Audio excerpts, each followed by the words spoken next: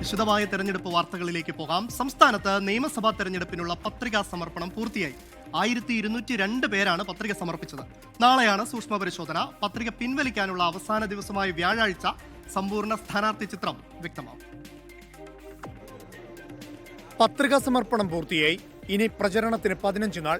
പ്രതിപക്ഷ നേതാവ് V D Satheesan പറവൂരിൽ ഇന്ന് നാമനിർദ്ദേശ പത്രിക നൽകി.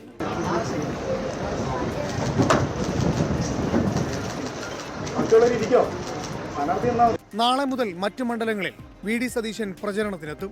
മന്ത്രിമാരായ GR Anil, VN Vasavan, AK Saseendran, V Abdurahman എന്നിവരും പത്രിക നൽകി. Kerala Congress M chairman Jose K Mani, തൊടുപുഴയിലെ UDF സ്ഥാനാർത്ഥി അപ്പു ജോൺ ജോസഫ്, മുസ്ലിം ലീഗ് നേതാക്കളായ KM ഷാജി, മഞ്ഞളാംകുഴി അലി, PK ഫിറോസ് തുടങ്ങിയവരും പത്രിക സമർപ്പിച്ചു. B Gopalakrishnan, ML Ashwini, KP Prakash Babu, Karamana Jayan തുടങ്ങി NDA സ്ഥാനാർത്ഥികളും ഇന്നാണ് നാമനിർദ്ദേശ പത്രിക സമർപ്പിച്ചത്. കണ്ണൂർ, പയ്യന്നൂർ, തളിപ്പറമ്പ് മണ്ഡലങ്ങളിൽ UDF പിന്തുണയുള്ള V കുഞ്ഞികൃഷ്ണനും TK ഗോവിന്ദനും പത്രിക സമർപ്പിച്ചു. ഇതിനിടെ NDA ക്യാമ്പിന് ആവേശമായി പ്രധാനമന്ത്രി നരേന്ദ്രമോദി ഞായറാഴ്ച തൃശൂരിലെത്തും. പാലക്കാടും പ്രധാനമന്ത്രി പ്രചാരണം നടത്തും. ലോക്സഭാ പ്രതിപക്ഷ നേതാവ് മറ്റന്നാൾ കോഴിക്കോട് പ്രചാരണം നടത്തും. Election desk 24.